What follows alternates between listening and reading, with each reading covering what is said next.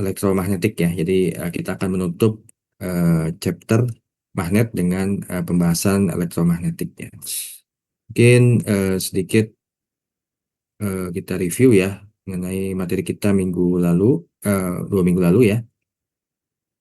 Di mana minggu lalu kita, 2 minggu lalu kita sudah membahas bagaimana hukum induksi Faraday ya. Jadi kalau misalkan ada perubahan flux magnetik, maka kita akan bisa menghasilkan arus induksi ya. Lalu eh,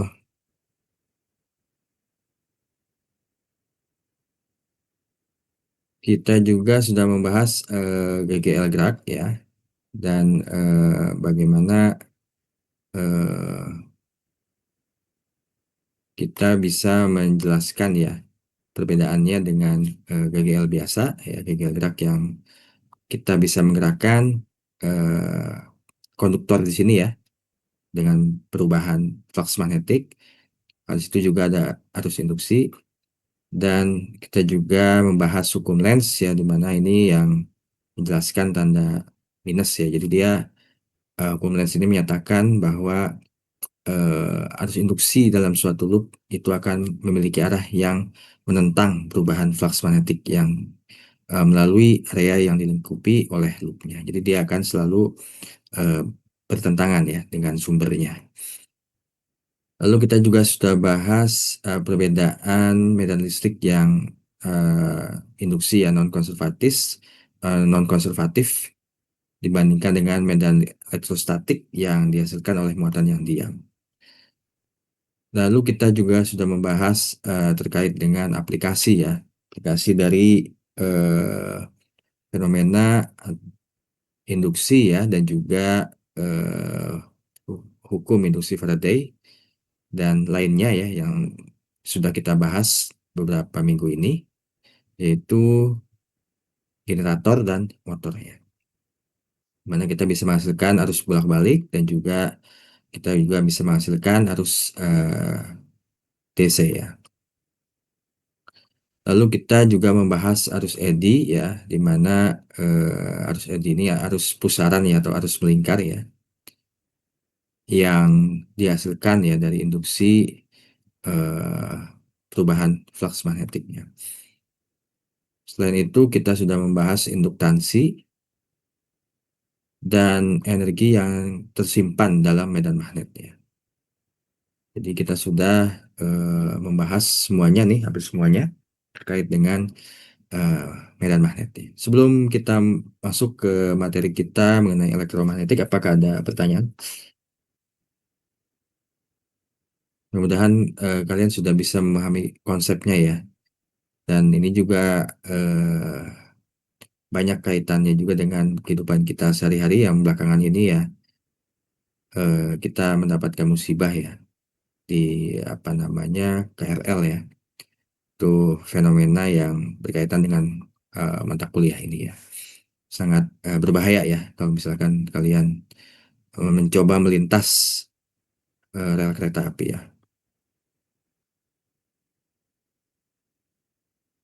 Kalau tidak ada pertanyaan, saya langsung membahas ya terkait dengan materi penutup ya kelas besar eh, hari ini ya.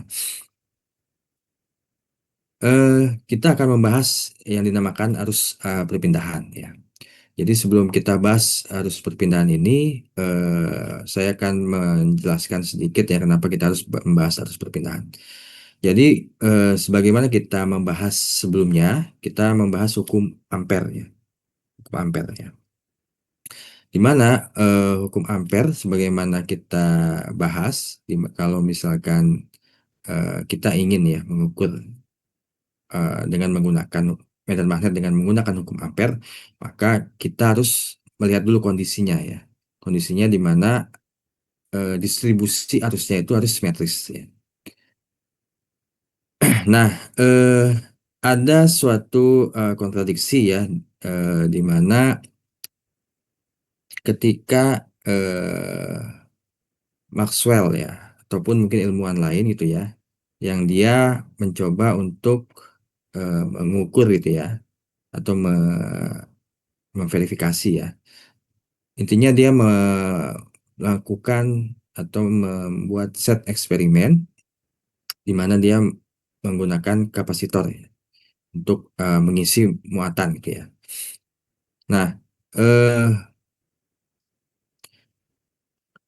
kapasitor itu bisa kita ilustrasikan seperti ini ya, di gambar sebelah kiri ini. Dia ada semacam plat konduktor gitu ya, bentuknya seperti ini ya. Dan dia memiliki celah gitu ya, seperti ini ya. Nah, kalau kita menggunakan hukum ampere ya untuk mengetahui ya di sini besaran, besaran medan magnetnya juga termasuk juga arusnya ya.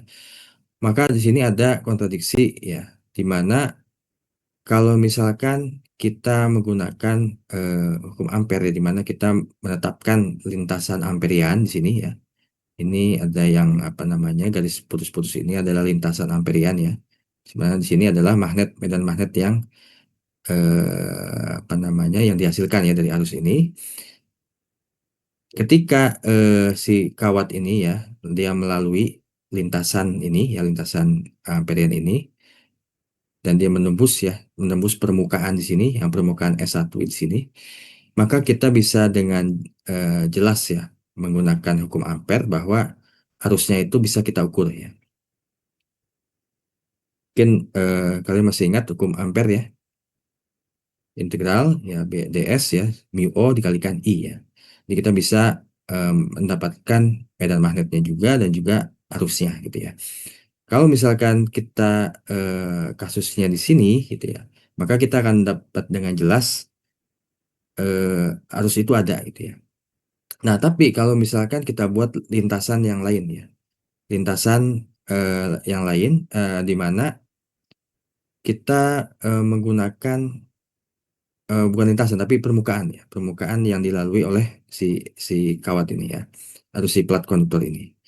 Nah, permukaan ini yang kita namakan di sini S2 yang warnanya kuning ini ya, S2. Jadi kita apa namanya membuat semacam permukaan ya, permukaan untuk eh, apa namanya membuat skenario lah seperti itu ya. Skenario lain di mana seharusnya kalau misalkan kita menggunakan hukum ampere, hasilnya akan sama ya. Jadi baik kita menggunakan permukaan S1 ya di sini, maupun juga permukaan S2 harusnya hasilnya sama ya. Tetapi kan kita bisa lihat di sini, kalau kita menggunakan hukum ampere, mungkin saya coba buka sini ya.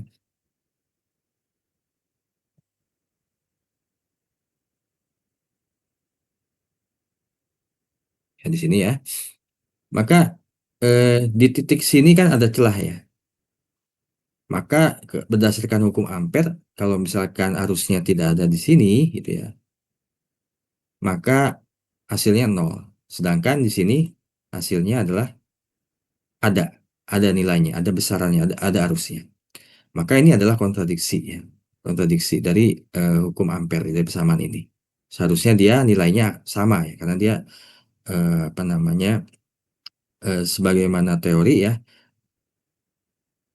kalau kita membuat permukaan di sini kan, ini permukaan ya, di sini arus ya, di sini kawat ya, maka kita bisa mengukur arus ini ya dengan mengecek di sini ya di titik permukaan S1 gitu ya. Lalu kalau kita ingin mengecek di permukaan S2 di sini ya, misalkan di sini ya, di celah-celahnya, maka hasilnya nol kan gitu ya. Jadi sebetulnya secara integral ya, secara konsep matematis ini seharusnya nilainya sama ya. Jadi arus yang dilingkupi oleh permukaan S1 dan S2 harusnya sama karena integralnya kan matematiknya secara prinsipal sama. Tapi ini berbeda ya secara eksperimen sehingga dan juga secara ini ya matematis ya sehingga ada kontradiksi ya. Nah, dari sini eh, Maxwell ini menyelesaikan permasalahan ini dengan menambahkan suku tambahan di pada sisi kanan hukum ampere yang mencakup faktor arus perpindahan. Nah, inilah yang kita sebut arus perpindahan atau bahasa Inggrisnya displacement current ya.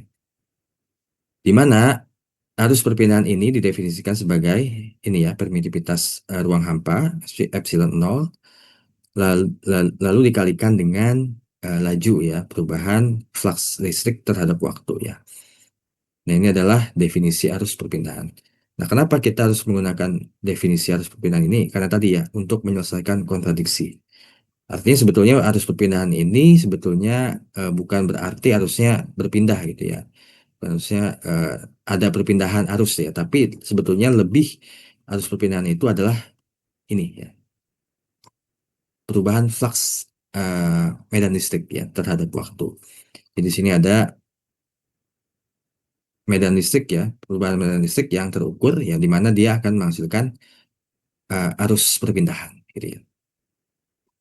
Itu adalah hukum Ampere Maxwell ya, yang nantinya menyempurnakan hukum Ampere yang sudah kita bahas di pertemuan mungkin 2 minggu lalu gitu ya. Intinya seperti itu ya. Jadi arus perpindahan itu kita gunakan untuk apa namanya menyelesaikan kontradiksi pada hukum Ampere. Selain itu, konsekuensi yang lain adalah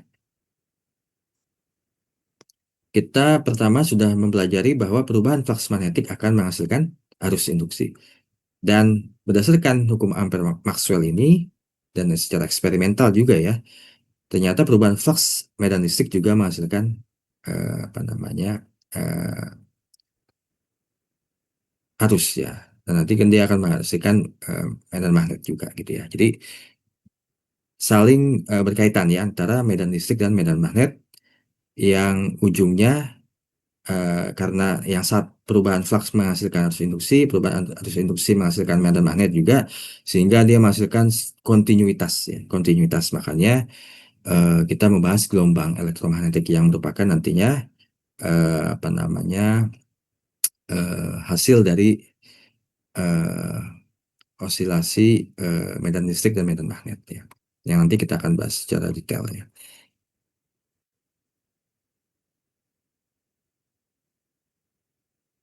Nah, ini adalah hukum Ampere Maxwell ya, yang sebagaimana tadi saya sampaikan.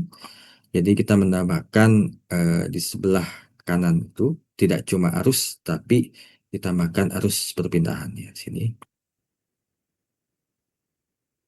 Nah, sehingga di sini secara ilustrasi ya kita bisa apa namanya melihat bahwa pada kasus ya plat kapasitor ya di sini ada celah di sini ya, maka di sini ada perubahan flux magnetik di sini ya, sehingga dia nanti menghasilkan arus di sini yang nilainya sama dengan arus yang di apa nama di bagian atasnya ya.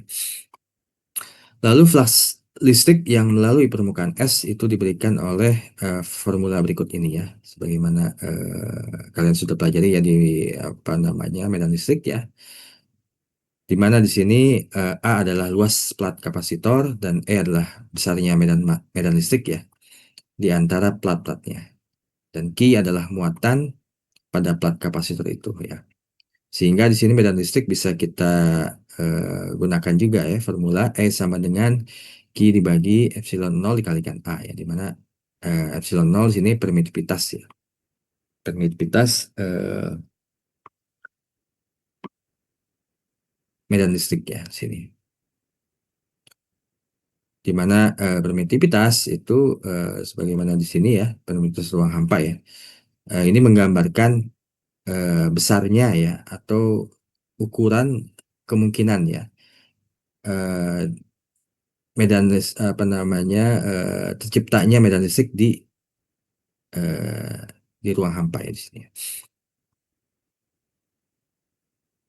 Kalau besarannya nanti silakan dicek ya jumlahnya apa namanya besarannya ya mungkin sekitar kalau nggak salah 8,8 kali 10 pangkat minus 12 ya. Jadi silakan dicek apa namanya dicek ya di buku ya ataupun di sumber internet.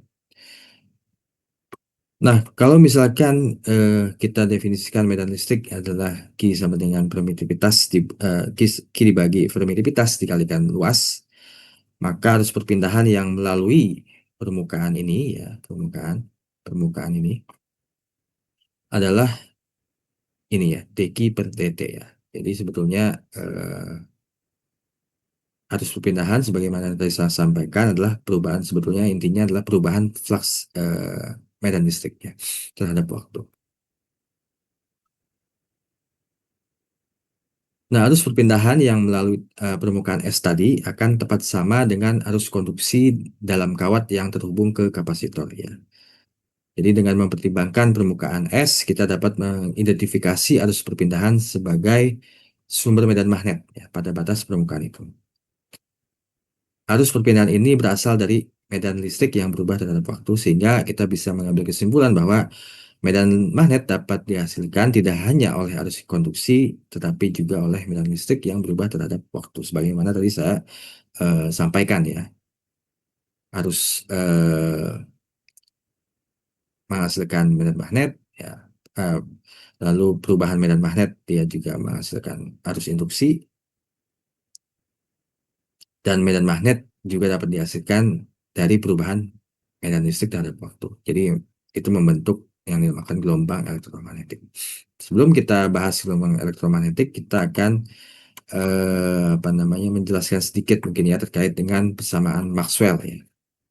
Jadi persamaan Maxwell ini merupakan 4 persamaan yang dianggap sebagai fondasi ya dari fenomena listrik dan magnet. Jadi untuk apa namanya, memahami ya dan menjelaskan ya fenomena listrik dan magnet, kalian bisa menggunakan persamaan magnet ya, di mana persamaan yang pertama di sini ya, ini mungkin kalian sudah dapatkan ya dengan Pak Ferdi ya, di sini hukum Gauss untuk kelistrikan ya, di mana di sini kita bisa mencari ya, medan listrik dan juga muatan ya, di mana hukum Gauss untuk kelistrikan ini menyatakan bahwa flux listrik total yang menembus suatu permukaan tertutup ya sebanding dengan muatan listrik neto ya sini yang berada di dalam permukaan itu ya.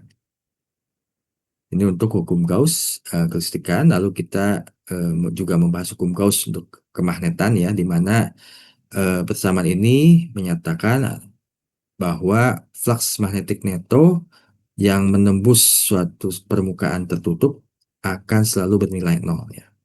Dan ini eh, membuktikan bahwa magnet itu memiliki monopol ya, hanya monopol bukan apa namanya, bukan dua kutub ya, tapi eh, hanya satu kutub yaitu kutub magnet tunggal ya. Sorry, hanya dua kutub ya, tapi bukan monopol ya. Jadi dia akan selalu punya dua kutub ya, bukan satu kutub ya. Dan dia akan membentuk loop ya, atau lintasan yang tidak berujung gitu ya. Atau dengan kata lain dia tidak memiliki titik awal dan titik akhirnya. Lalu yang ketiga ini adalah hukum Faraday ya, mana hukum ini sebagaimana kita sudah membahasnya adalah kita menjelaskan fenomena induksi ya elektromagnetik, di mana perubahan flux magnet akan yang menembus suatu permukaan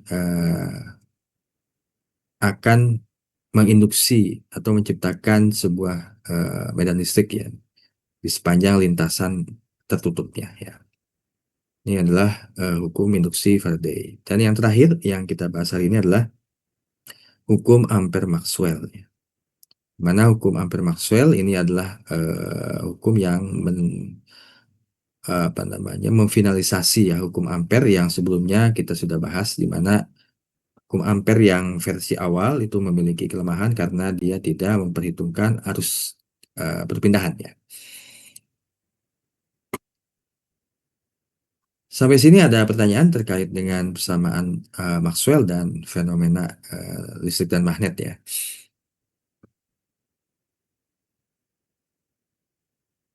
Kalau tidak ada, kita lanjut ya. Oke, selain itu kita eh, akan membahas terkait dengan gaya ya, yang berhubungan dengan medan listrik dan medan magnet ya. Di mana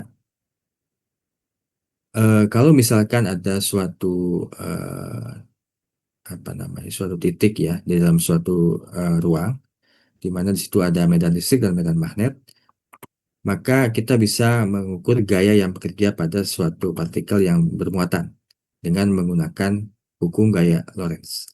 Nah, tetapi tentu saja karena kita tahu bahwa eh, ada kaitan yang erat dengan antara medan listrik dan medan magnet, maka kita perlu menggunakan ya formula yang ini ya untuk apa namanya yang menjelaskan ya interaksi elektromagnetik dalam ruang hampa ya. Di mana gaya Lorentz di sini sama dengan Q dikalikan E ditambah Q dikalikan V cross B ya. Dan ini harus diperhatikan juga karena ini merupakan gaya Lorentz merupakan vektor dan juga medan listrik ya juga merupakan vektor. Lalu V cross B juga merupakan vektor, maka ketika nanti misalkan kalian diminta untuk menghitung atau mengkalkulasi harus diperhatikan juga ya apa namanya penjumlahan vektornya. Ya. Hukum Faraday dan hukum Maxwell dapat digabungkan untuk menghasilkan persamaan gelombang untuk medan listrik dan medan magnet. Nah, di ruang hampa di mana Q sama dengan nol dan I sama dengan nol, solusi dari kedua persamaan ini menunjukkan bahwa kecepatan rambat gelombang elektromagnetik sama dengan kecepatan cahaya yang terukur. Nah, dari sini Maxwell memprediksi bahwa cahaya adalah bentuk dari gelombang elektromagnetik. Nah, di sini berdasarkan hukum-hukum yang kita sudah bahas ya mengenai interaksi antara listrik dan magnet, Maxwell memprediksi bahwa cahaya adalah gelombang gelombang elektromagnetik dan dia juga dapat memprediksi kecepatan cahaya nilainya sekian gitu ya. Dan kita akan nanti membahas ya bagaimana prediksi Maxwell ini divalidasi dengan eksperimen ya. Yaitu di sini adalah penemuan Hertz ya. Jadi ada ilmuwan yang bernama Hertz dan dia membuat setup eksperimen gitu ya, melakukan serangkaian eksperimen ya. Di mana Hertz ini menggunakan kumparan induksi yang dihubungkan ke pemancar yang berbentuk dua elektroda mulai ya seperti di sini ya, dengan celah sempit di antaranya di sini. Lalu kumparan ini ya, di sini kumparan induksi di sini yang kawat ya, yang elektroda yang bola. Nah, kumparan ini memberikan loncatan tegangan yang singkat yang menyebabkan satu elektroda ini bermuatan positif dan yang lainnya bermuatan negatif.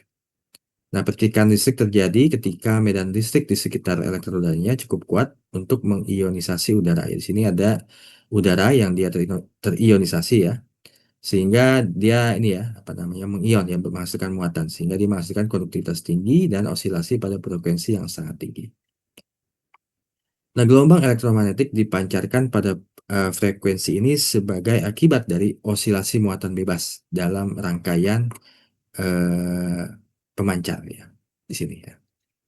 Jadi ini si Hertz ini melakukan eksperimen ya, eksperimen untuk membuktikan atau memprediksi ya apakah cahaya itu benar gelombang elektromagnetik gitu ya.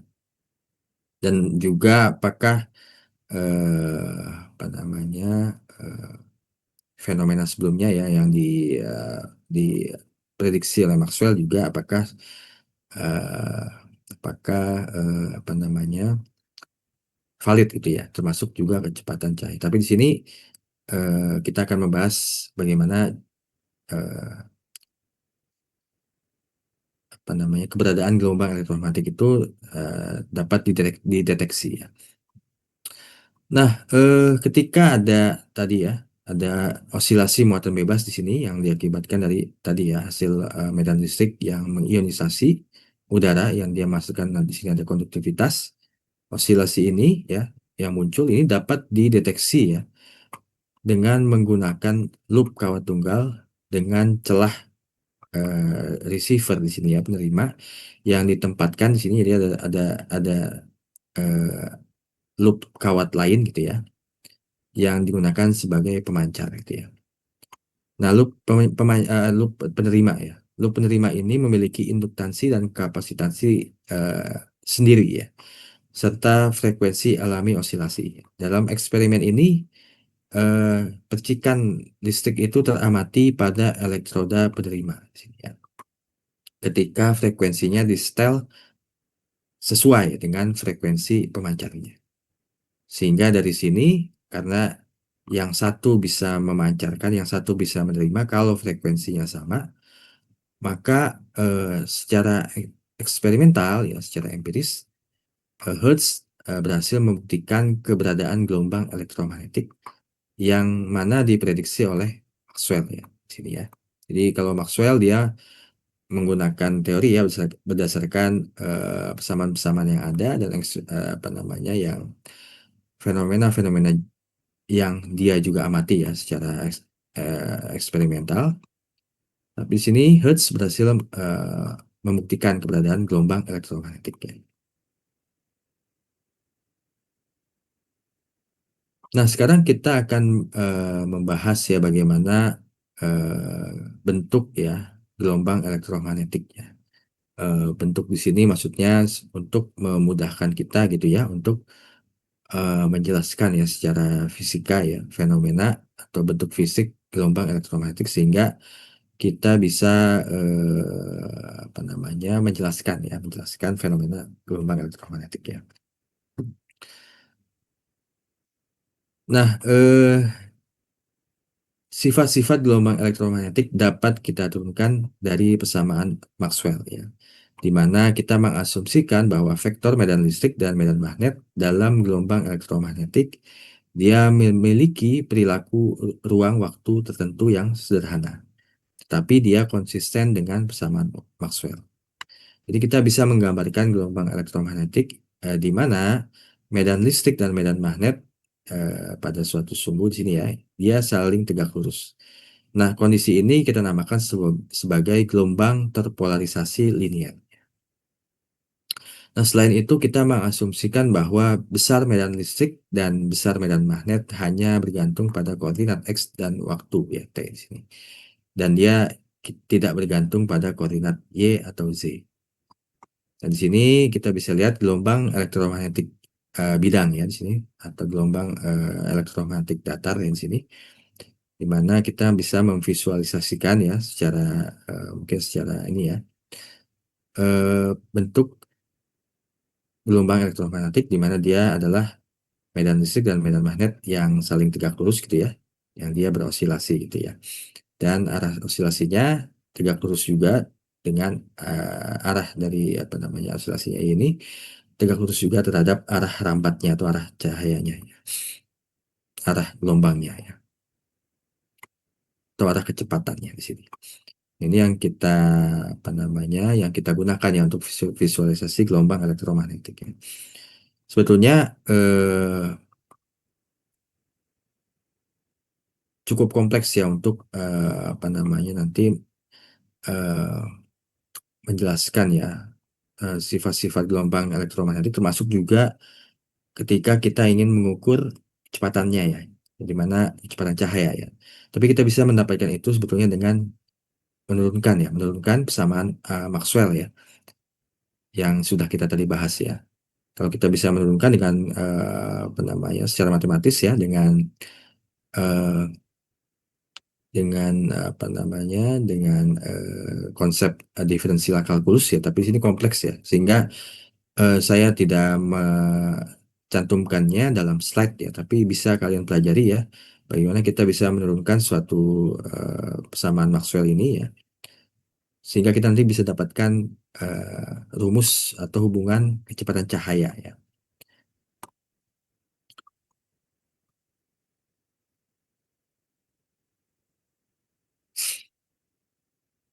Di sini saya tidak menjelaskan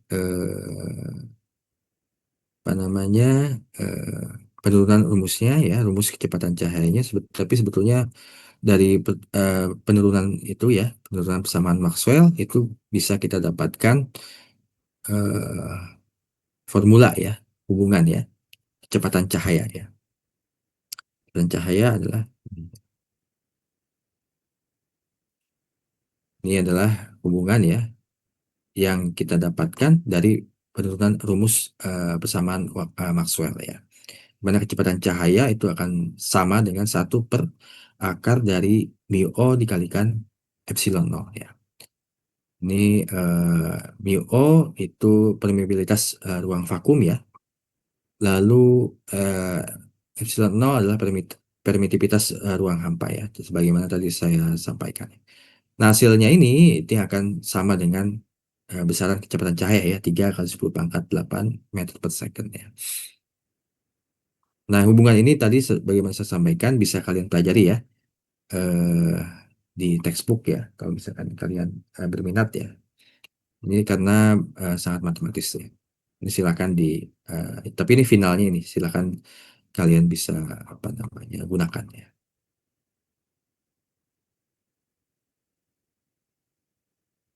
Nah, selain itu dari persamaan Maxwell juga ya, kita juga bisa apa namanya menjelaskan ya hubungan antara eh, medan listrik dan medan magnet dalam eh, bentuk gelombang sinusoidal ya, di mana eh, E itu sama dengan E max dikalikan cos Kx minus omega T, dan medan magnet ya itu sama dengan B max dikalikan cos dikalikan Kx dikurangi omega T ya. Jadi di sini kita bisa menghitung ya besarnya medan listrik dan medan magnet yang bervariasi ya terhadap X dan T ya. Karena kan dia gelombang ya, bentuknya sinusoidal, makanya dia bisa bervariasi terhadap X dan juga dia bervariasi terhadap T. Dan kita bisa menghitungnya dengan menggunakan formula ini ya. Selain itu, kita juga dapat menyusun representasi matematis lain dari model gelombang berjalan untuk gelombang elektromagnetik ya. Di sini kita menggunakan persamaan diferensial ya di sini. Do E per do X sama dengan minus K dikalikan E max sin Kx dikurangi omega T ya. Ini untuk apa namanya eh, perubahan medan listrik ya terhadap X. Ini persamaan diferensial parsial ya. Lalu do B per do T sama dengan omega B max dikalikan sin Kx dikurangi omega T ya. Untuk perubahan medan magnet ya. Ini semua persamaan diferensial parsial, dan dari sini kita bisa mendapatkan hubungan antara E dan B, yaitu sini E dibandingkan dengan B sama dengan C ya. Di mana di sini artinya pada setiap saat rasio antara besar medan listrik dan medan magnet dalam gelombang elektromagnetik akan sama dengan dengan kecepatan cahaya ya. Jadi di sini kita dapat hubungan yang kedua ya, yaitu E per B sama dengan C. Tapi di sini jangan disalahpahami bahwa E lebih besar daripada B ya, atau B lebih kecil daripada E. Tidak seperti itu ya. Tapi di sini menggambarkan bahwa ada hubungan eh, medan listrik dan medan magnet yang dia setara dengan kecepatan cahaya. Selain itu juga perlu dicatat bahwa gelombang elektromagnetik mematuhi prinsip superposisi ya. Di sini superposisi maksudnya adalah kita bisa menggunakan ya apa namanya penjumlahan ya. Jadi kalau misalkan kita ingin mengukur kontribusi dari gelombang gitu ya di suatu titik ya, misalkan ada gelombang satu, gelombang dua, gelombang tiga, kita ingin mengetahui kontribusi di suatu titik, maka kita bisa menjumlahkannya, gitu ya. Itu yang kita namakan superposisi. Tapi tentu saja penjumlahannya tergantung dari apakah dia itu besarannya vektor atau skalar. Ya. Kalau skalar gampang kita jumlahkan dengan menggunakan aljabar, tapi kalau vektor kita perlu mengeceknya dulu ya. Gitu ya. Nah, dari prinsip superposisi ini maka kita bisa mengamati beberapa fenomena gelombang elektromagnetik ya.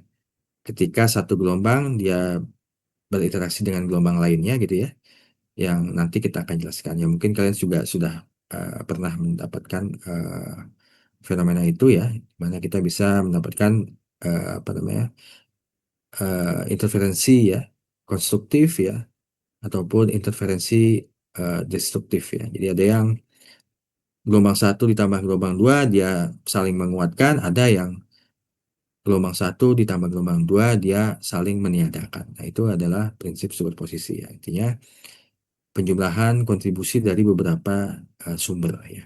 Dalam hal ini gelombang elektromagnetik.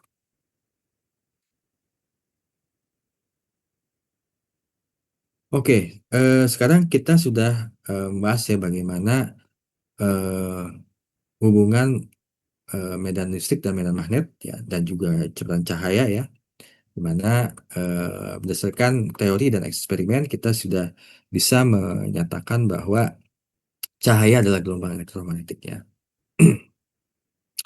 Nah, ketika kita membahas gelombang elektromagnetik, maka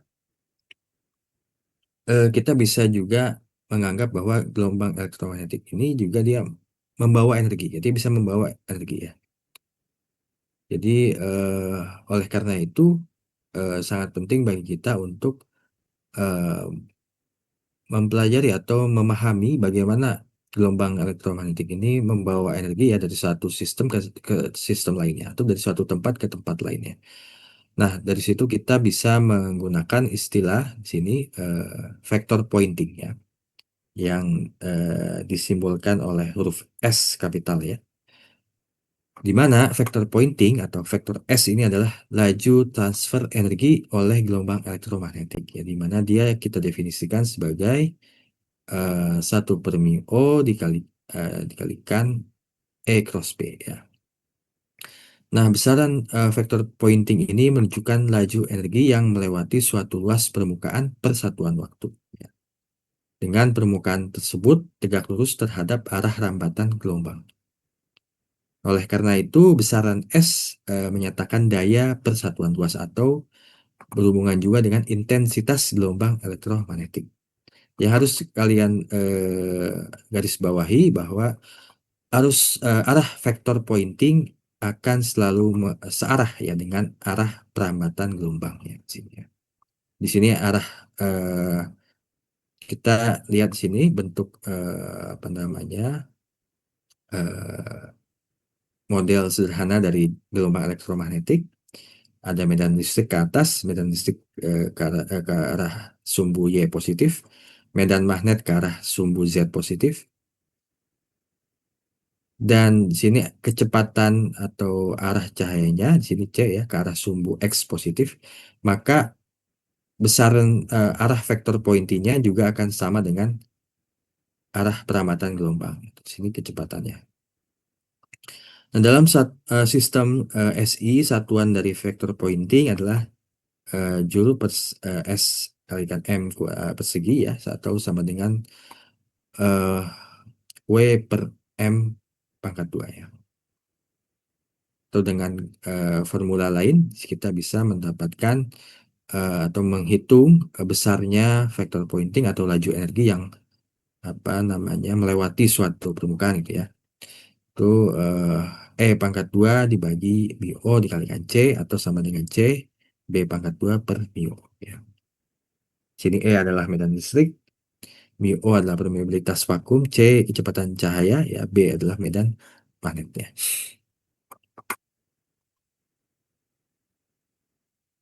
Nah, selain vektor pointing tadi ya, kita juga bisa menghitung intensitas gelombang, yaitu rata-rata waktu dari S selama satu atau lebih siklus. Di mana I di sini atau sama juga dengan vektor pointing rata-rata ya, itu sama dengan E max dikalikan B max dibagi dengan 2 mu ya. Atau E kuadrat max dibagi 2 mu dikalikan C. Atau sama juga dengan C B max kuadrat dibagi 2 mu. Ini adalah intensitas gelombang atau rata-rata waktu dari S selama satu atau lebih siklus.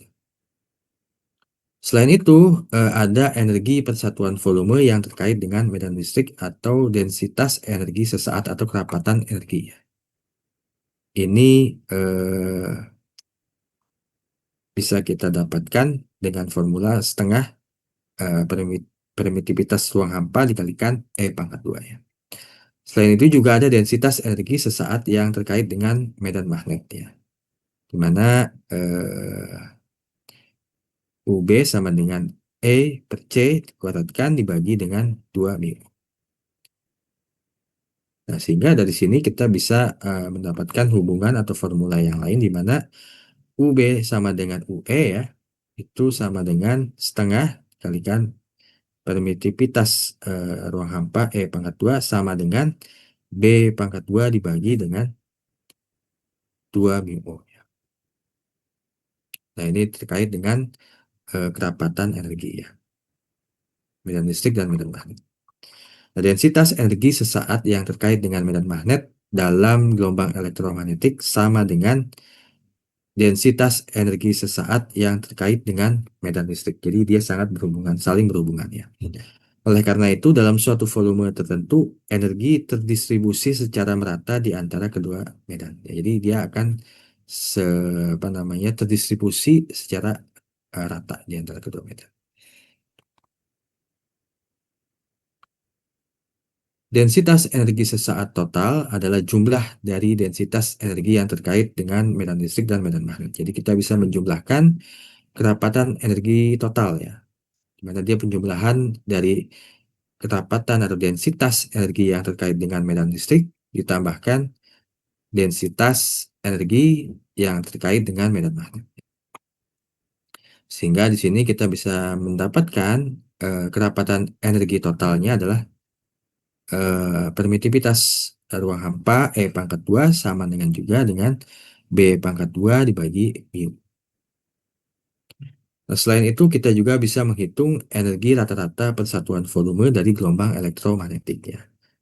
Di sini kita bisa lihat persamaan matematisnya dan hubungannya ya. Kurang lebih mirip-mirip ya formulanya. Di mana di sini energi rata-rata persatuan volume adalah setengah permitivitas ruang hampa dikalikan E pangkat 2 E max pangkat 2 dan juga setara dengan B max pangkat 2 dibagi dengan 2 mu ya. Di sini intensitas eh, besaran rata-rata ya pointing vector ini sama dengan juga dengan C dikalikan energi rata-ratanya. Dengan kata lain, intensitas gelombang elektromagnetik sama dengan rata-rata densitas energi dikalikan dengan kecepatan cahaya. Nah, ini rumus-rumus dan hubungan atau hubungan antara apa namanya intensitas gelombang ya dan densitas energi dan juga kecepatan cahaya. Nah, berikut ini adalah contoh kasus. Mungkin saya persilahkan untuk mempelajarinya terlebih dahulu. Intinya, kenapa kita perlu membahas formula-formula yang terkait dengan energi gelombang elektromagnetik? Karena memang di dalam banyak kasus ya kita perlu menghitung ya secara kuantitatif ya berapa sih sebetulnya energi yang dibawa ya oleh gelombang elektromagnetik. Dan ini banyak kaitannya juga dengan bidang energi gitu ya, elektronika, sensor ya, yang nanti mungkin kalian akan pakai. Dan intinya kita perlu menghitung ini karena erat kaitannya dengan eh, kita ingin mengkuantifikasi ya berapa sih sebetulnya energi yang ada gitu ya, densitasnya berapa, transfer energinya berapa, intensitasnya berapa, sehingga kita bisa memprediksi dan mengkalkulasi ya yang kita butuhkan ya. Kalau misalkan kita membuat suatu eh, misalkan perangkat elektronik gitu ya, ataupun bisa kita berkaitan dengan energi ya, energi terbarukan ataupun energi apa yang baik utamanya misalkan energi yang berkaitan dengan cahaya gitu ya. Contoh kasusnya ada di sini silakan dipelajari ya. Kalau ada pertanyaan saya persilahkan ya. Mungkin kita perlu break 1-2 menit ya.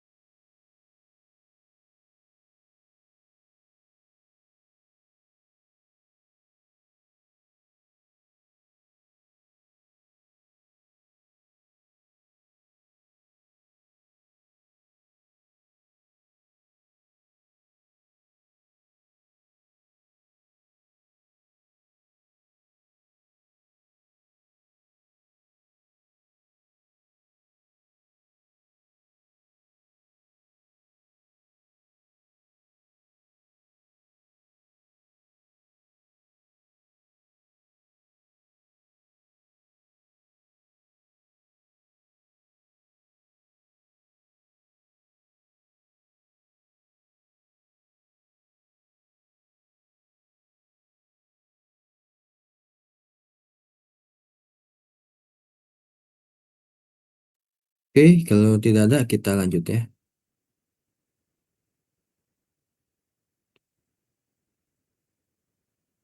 Nah, tadi kita sudah bahas bagaimana energi dalam gelombang elektromagnetik ya. Selain itu, kita juga perlu membahas momentum dan tekanan radiasi. Kenapa kita perlu membahas? Karena gelombang elektromagnetik tidak hanya mengangkut energi, tapi dia juga membawa momentum linear ya. Karena dia ada kecepatan ya, maka dia memiliki momentum linear juga ya. Nah, ketika momentum ini diserap oleh suatu permukaan, ya misalkan di sini cahaya dia berinteraksi dengan suatu material objek gitu ya, maka di sini ada gaya yang bisa dikerahkan ya, dan ada tekanan yang bisa dikerahkan ya. Nah, oleh karena itu kita perlu juga ya mempelajari atau membahas mengenai momentum dan tekanan radiasi.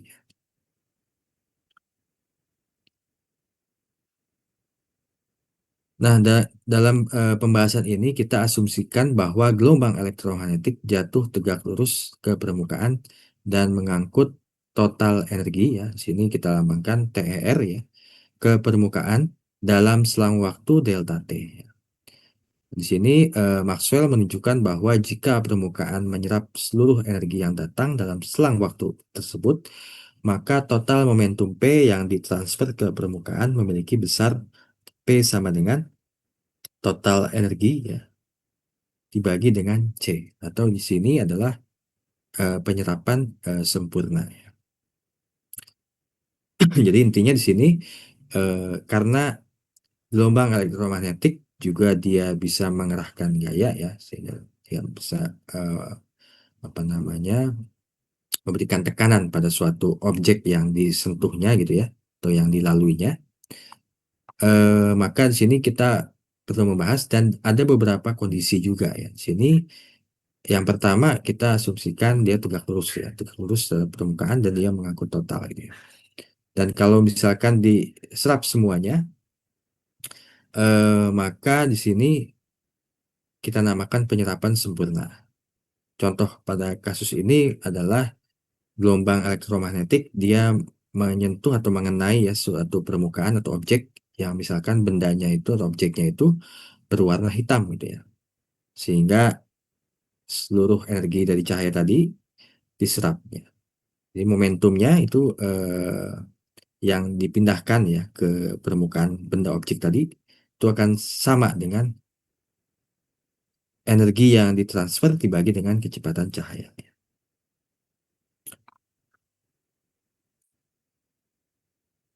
Nah, selain momentum, ya kita juga perlu membahas tekanan radiasi, yaitu di mana tekanan P besar ya di sini.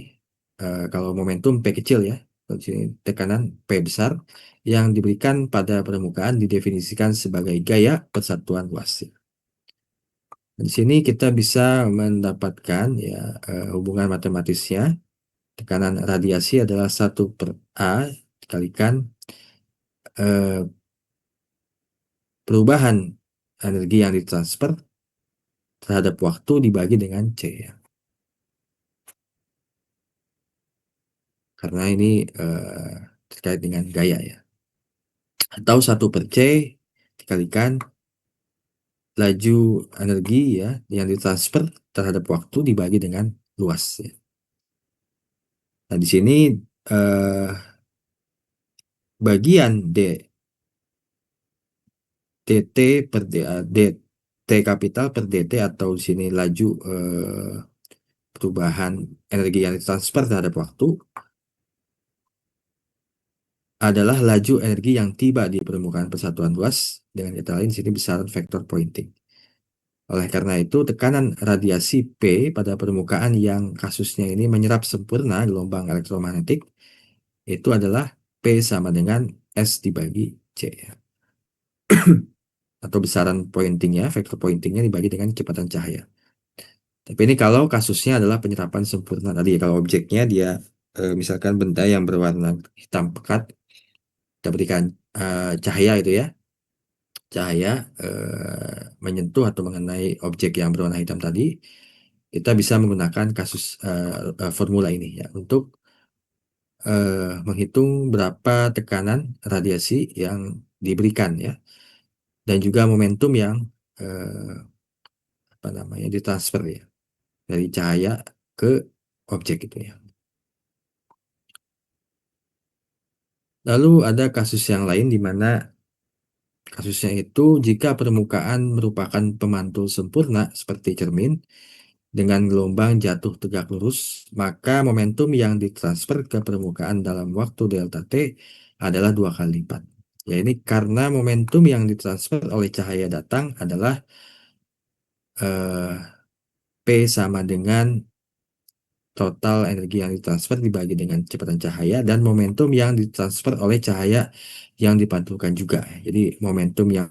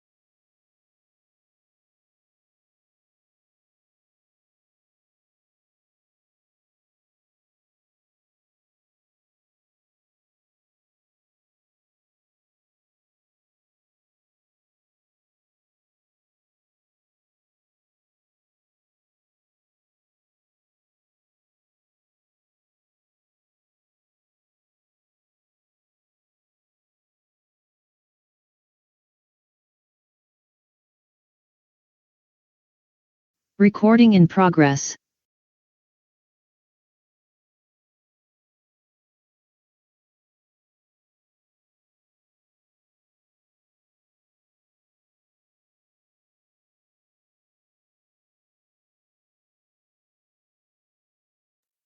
oke, sekarang kita akan bahas terkait dengan produksi gelombang elektromagnetik ya oleh antena. Nah, di sini ada muatan stasioner dan arus konstan tidak dapat menghasilkan gelombang elektromagnetik ya. Kalau misalkan tadi kita sampaikan sebelumnya ya, kalau misalkan tidak ada perubahan muatan listrik gitu ya, atau arusnya konstan, muatan stasioner, maka kita tidak bisa menghasilkan gelombang elektromagnetik ya. Jadi gelombang elektromagnetik dihasilkan dari tadi ya perubahan eh, apa namanya kecepatan arus itu ya, atau misalkan misalkan elektron ya pergerakan elektron gitu ya, dia bergerak dengan kecepatan lalu dibelokkan atau dia diberikan medan magnet sehingga dia terhambat atau kita rubah ya kita adjust, maka dia bisa menghasilkan gelombang elektromagnetik. Nah, namun jika arus dalam suatu kawat berubah, ini tadi ya, berubah terhadap kawat, maka kawat itu akan memancarkan gelombang elektromagnetik. Nah, mekanismenya yang bertanggung jawab atas radiasi ini adalah percepatan, ya. Percepatan partikel bermuatan. Nah, setiap kali partikel bermuatan mengalami percepatan, energi dipindahkan dari partikel itu dalam bentuk radiasi elektromagnetik. Jadi gelombang elektromagnetik hanya bisa dihasilkan dari muatan yang tidak stasioner dan ada percepatan pada partikel bermuatan dalam hal ini ya elektron ya. Itu yang perlu digarisbawahi. Jadi di sini ada apa namanya ilustrasinya ya. Di sini ada setengah gelombang antena ya di mana dia terdiri atas dua logam ya yang dia terkoneksi juga pada sumber tegangan ya, tegangan bolak-balik di mana di sini eh, diagram ini menggambarkan ada medan listrik dan medan magnet ya ketika arus ini mengarah ke atas gitu ya.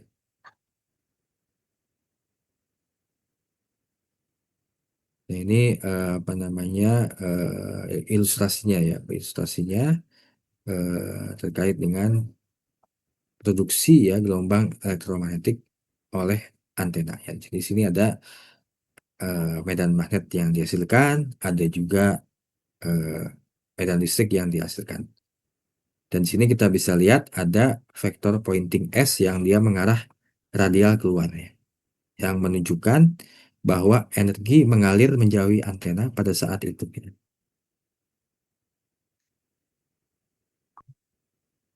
Nah, pada waktu berikutnya, arah medan dan vektor pointing akan berbalik mengikuti perubahan arah arus. Jadi kalau ada perubahan arus, maka dia akan berbalik ya. Nah, karena E dan B berada dalam perbedaan fase 90 derajat di dekat dipol ya, di dekat kutub-kutub ini, rata-rata aliran energi bersih di daerah ini adalah nol ya. Nah, ini terkait dengan produksi gelombang elektromagnetik ya. Intinya eh, yang perlu digarisbawahi tadi ya, dia partikel bermuatannya harus mengalami percepatan sehingga dia bisa menghasilkan gelombang atau radiasi gelombang elektromagnetik. Nah, kalau misalkan kita kaitkan ya dengan mata kuliah kimia ya, ini juga kita bisa membahasnya dari perspektif kimia ya. Tapi ya mungkin nanti kita tidak bahas secara detail di sini, tapi intinya ini terkait dengan tingkatan energi. Jadi kalau misalkan ada elektron ya, dia punya tingkatan energi tertentu ya, lalu dia berpindah gitu ya ke tingkat energi yang lebih tinggi gitu ya, karena dia kecepatannya dinaikkan misalkan ya, dipercepat, maka di situ ada kelebihan energi yang dia itu kelebihan energinya itu akan menghasilkan radiasi eh, gelombang atau gelombang elektromagnetik atau cahaya ya, atau foton yang dipancarkan. Nah, itu kalau kita bahas dari perspektif kimia. Intinya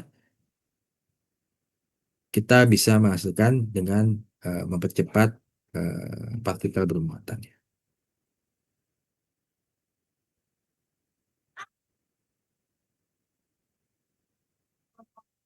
Nah, berikutnya mungkin ini tidak terlalu ini ya, terlalu apa namanya, terlalu hmm,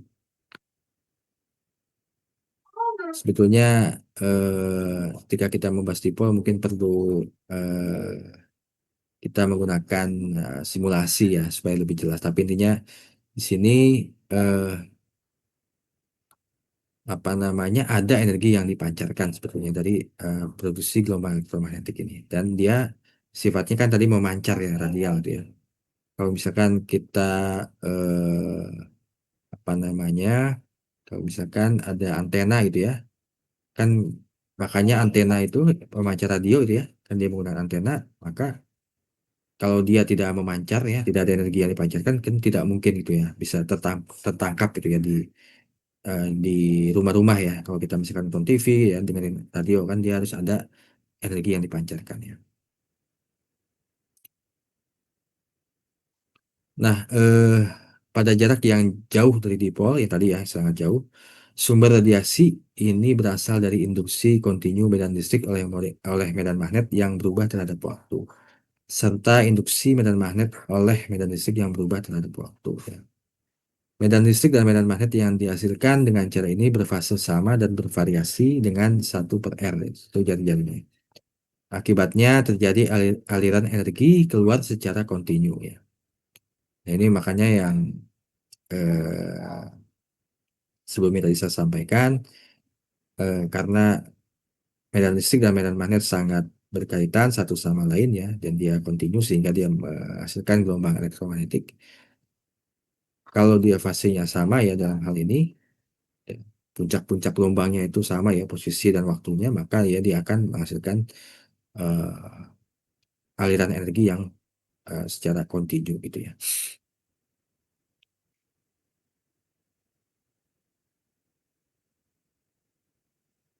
Intinya dia saling menginduksi secara kontinu ya, intinya seperti itu. Nah, terkait dengan spektrum gelombang elektromagnetik ya, di mana di sini eh, ini erat kaitannya dengan energi ya. Kan kalau misalkan kalian masih ingat ada rumus ya, E mc kuadrat ya. Energi sama dengan massa dikalikan kecepatan cahaya dikuadratkan, atau ada formula lain ya. E sama dengan H dikalikan frekuensi gitu ya. Energi sama dengan konstanta Planck dikalikan dengan frekuensi. Nah, oleh karena itu ada yang dinamakan spektrum gelombang elektromagnetik ya. Jadi ada eh, gelombang elektromagnetik yang bermacam-macam jenisnya gitu ya. Ada yang dia gelombang radio ya, yang panjang gelombangnya itu panjang sekali ya, dari 1 meter sampai kilometer gitu ya.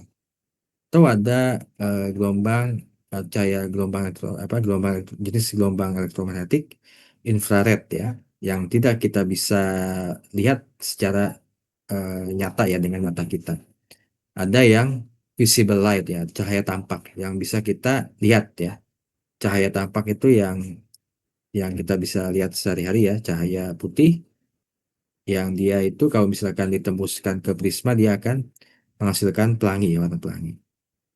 Itu cahaya tampak. Atau ada yang nggak kelihatan juga, yang dia apa namanya, panjang gelombangnya itu sangat sangat pendek gitu ya, sampai skalanya 1 nano ya, 1 mikro ya. Itu ultraviolet atau X-ray atau gamma. Ini adalah spektrum gelombang elektromagnetik. Jadi kalian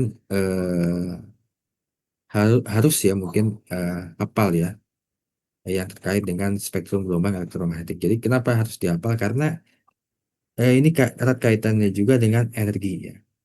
Jadi kalau misalkan kalian nggak paham spektrum gelombang elektromagnetik ini, kalian bisa menemukan bahaya gitu ya. Dalam misalkan kalian eksperimen di lab gitu ya.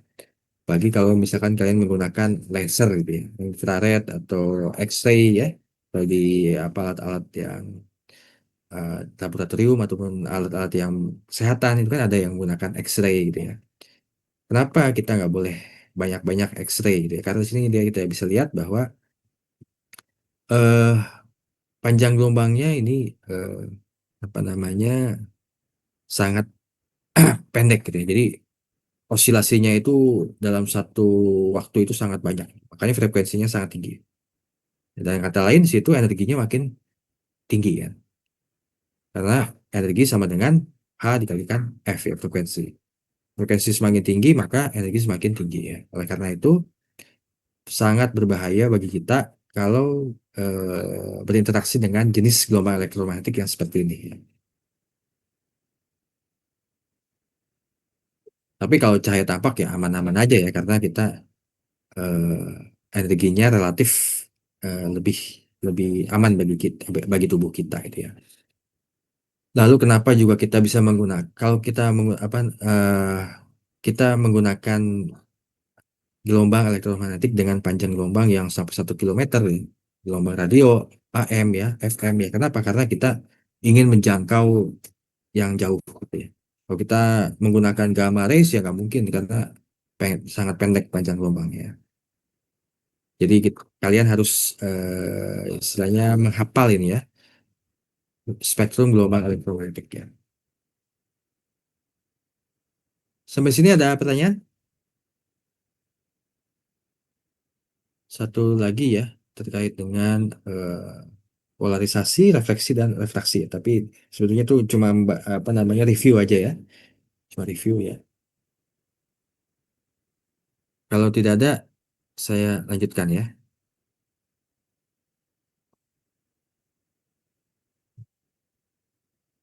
slide yang baru ya.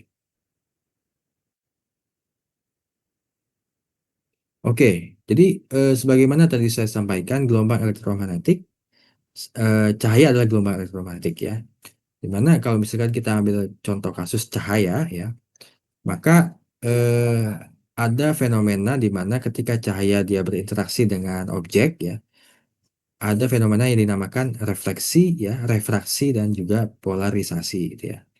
Jadi kalau cahaya karena dia gelombang elektromagnetik, dia sebetulnya kita gambarkan sebetulnya sinusoidal ya, gelombang sinusoidal. Tapi kadang kita menggunakan berkas cahaya ray seperti ini ya, tanda panah gitu ya. Ini sebetulnya untuk memudahkan ya. Tapi dia sebetulnya kan gelombang sinusoidal ya. Nah, kita akan sedikit membahas yang review ya mungkin ya, yang terkait dengan fenomena ketika cahaya itu dia berinteraksi dengan objek ya. Nah, di sini kasus yang pertama, di sini ada cahaya ya, di mana dia datang, gitu ya, lalu dia menyentuh atau melalui objek ya.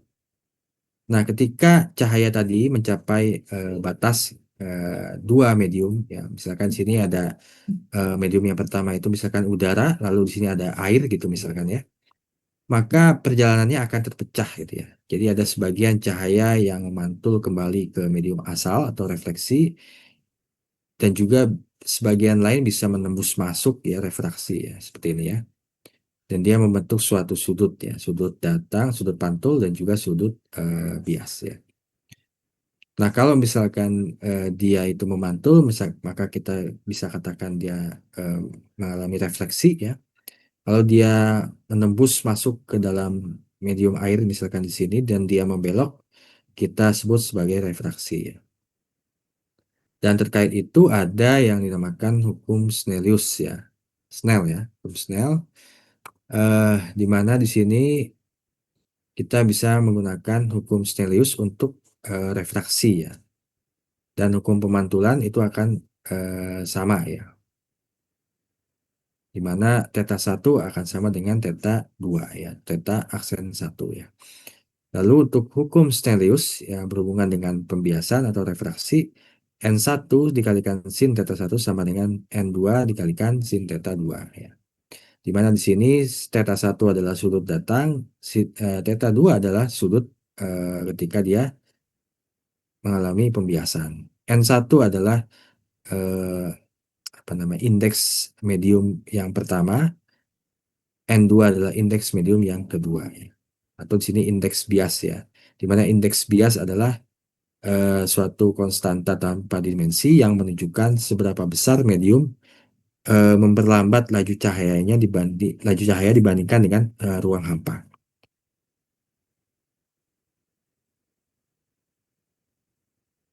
Nah, ini apa namanya contoh kasus ya skenario ya di mana ada kasus di mana cahaya itu tidak dibelokkan, ada yang dia itu mendekati garis normal di sini ya, ada yang dia menjauhi garis normal ya. Ini kurang lebih ini ya review ya. Ini kalian sudah dapatkan sebelumnya. Lalu ada kasus di mana adanya dispersi kromatik ya, di mana warna itu bisa terpisah gitu ya. Ini juga tadi saya sempat katakan, kalau misalkan ada cahaya putih ya, dia kita apa namanya kita eh, cahaya putih ini melalui prisma gitu ya. Lalu prisma itu akan eh, menyebabkan warna-warnanya itu terpisah ya. Jadi ada merah, ada hijau, ada biru, ada kuning gitu ya. Nah, karena di situ ada perbedaan indeks ya, indeks bias ya. indeks bias ya, di mana eh, cahaya merah itu panjang gelombangnya itu lebih tinggi, dia memiliki indeks bias lebih rendah, sehingga dia membeloknya lebih landai. Kalau misalkan dalam kasus cahaya merah dibandingkan dengan cahaya biru. Cahaya biru dia lebih pendek panjang gelombangnya, sehingga indeks biasnya lebih tinggi dan dia membelok lebih tajam. Nah, untuk apa namanya, untuk spektrum panjang gelombang cahaya tampak ini di sini ya, kita bisa lihat di slide yang sebelumnya. Di sini kita bisa lihat ya, panjang gelombang cahaya merah ini 700-an nanometer ya. Tapi kalau misalkan oranye ya, kuning, hijau ini sekitar mungkin 500-an ya. 400 dan ungu itu 400, sekitar 400 nanometer. Jadi panjang gelombangnya dari ungu ke merah itu dia semakin bertambah ya.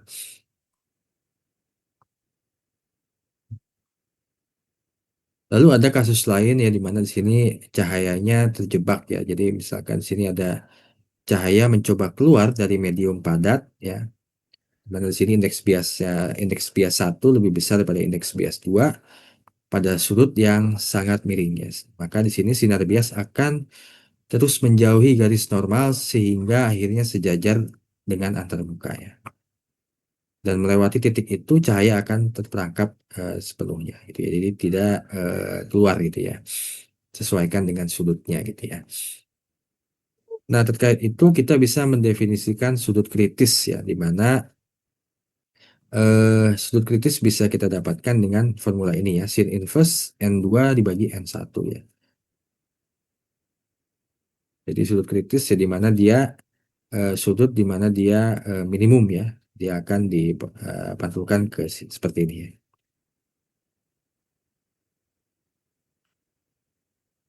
Nah, ini contohnya secara aplikasi ya, ini banyak dilakukan di bidang medis ya, ada fiber optik gitu ya.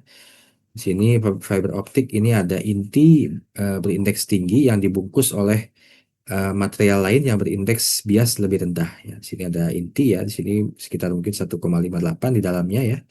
Tapi yang selimutnya itu dia indeks biasnya lebih lebih rendah. Nah, dalam kasus ini kita akan mendapatkan yang dinamakan total internal reflection ya, atau refleksi internal total, sehingga dia dapat dipastikan dia akan selalu memantul gitu ya. Karena dia semakin memantul, maka cahayanya akan bisa ditransfer dari satu tempat ke tempat lainnya, sehingga kita bisa melihat sinyalnya gitu ya. Kalau misalkan dia nggak dipantulkan seperti ini, atau dia apa namanya, ada yang diserap gitu ya, maka sinyal yang kita deteksi ya, gambarnya tidak akan kelihatan secara jelas gitu ya. Makanya kita perlu memastikan total refleksi internal total itu akan terjaga ya.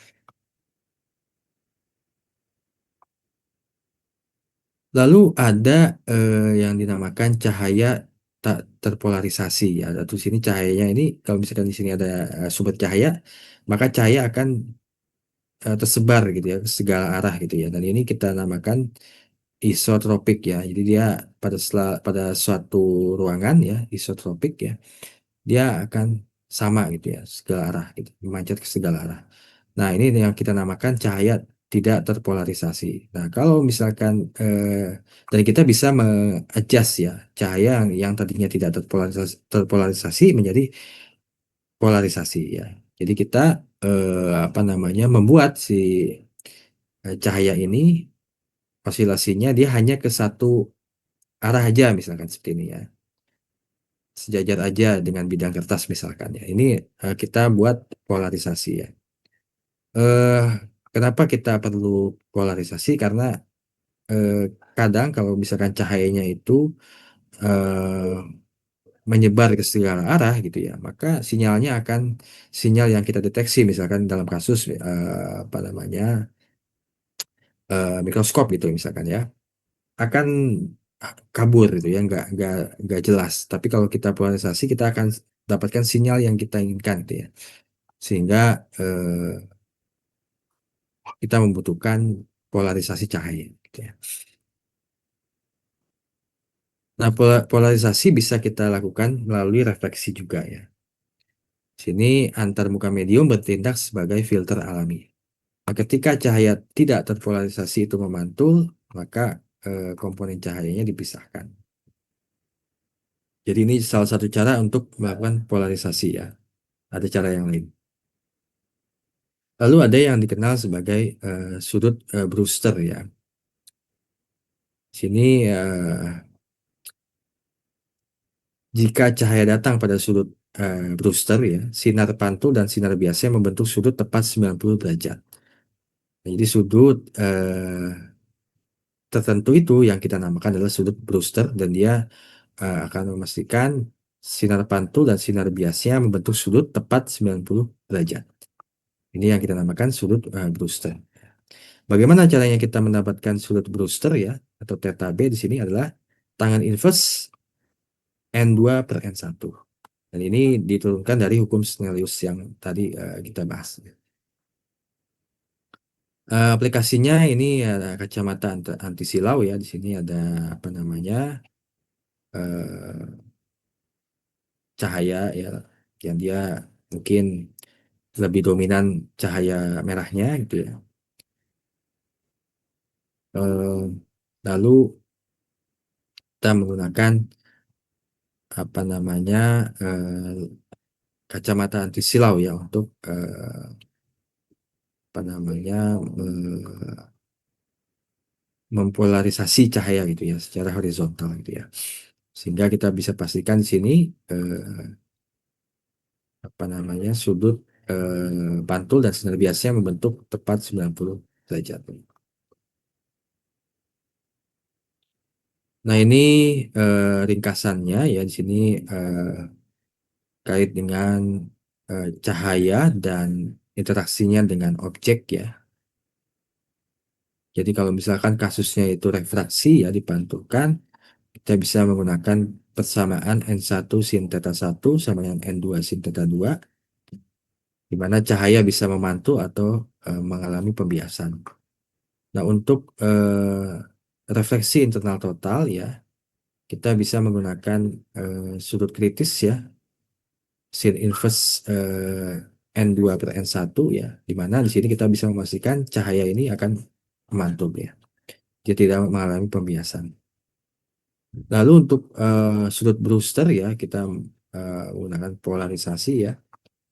Kita bisa menggunakan tangan inverse N2/N1 ya, di mana sinar pantulnya akan terpolarisasi ya. Nah, ini adalah formula atau cara yang bisa kita gunakan untuk menentukan apa namanya interaksi cahaya dengan objeknya. Apakah kita mau cahayanya itu dipantulkan atau dibiaskan atau mengalami polarisasi ya. Mungkin itu saja yang dapat saya sampaikan ya. Jadi kalau ada pertanyaan saya persilakan dan untuk absensi sebagaimana tadi saya sampaikan di awal, saya akan memberikan evaluasi ya. Dan ini soalnya pilihan ganda dan esai ya. Cuma untuk esainya boleh kalian pending dulu ya, kalian gunakan kalian kerjakan aja yang eh, soal pilihan ganda ya.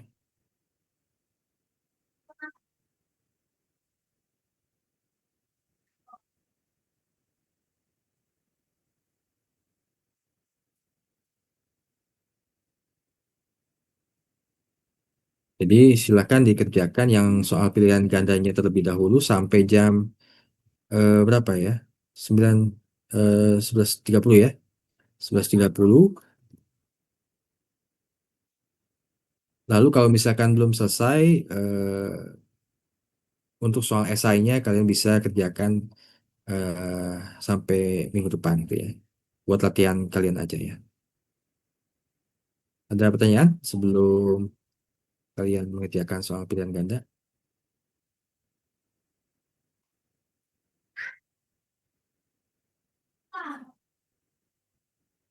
Jadi yang kalian kerjakan hanya soal pilihan gandanya saja ya sampai jam setengah 12 ya. Setengah 12 ya. Ya, setengah 12. Tapi kalau misalkan kalian sanggup mengerjakan semuanya ya saya silakan ya. Nggak masalah ya. Artinya bebas ya. Artinya yang penting kalian kerjakan salah satunya ya. Pilihan ganda utamanya. Oke, apakah ada pertanyaan? Kalau tidak ada pertanyaan, saya cukupkan kuliah hari ini. Silakan mengerjakan soal evaluasi pilihan gandanya dan juga sebagai presensi ya. Jadi yang mengikuti atau mensubmit Google Form akan saya gunakan sebagai presensi. Tapi kalau misalkan kalian nggak submit, berarti dianggap tidak mengikuti perkuliahan ini ya. Itu ya. Cukup jelas ya. Jelas, Pak. Oke. Silahkan dikerjakan dan saya akhiri perkuliahan ini. Selamat siang. Wassalamualaikum warahmatullahi wabarakatuh. Waalaikumsalam. Terima kasih, Pak. Waalaikumsalam. Makasih ya Pak. Ini Pak. Terima kasih, Pak.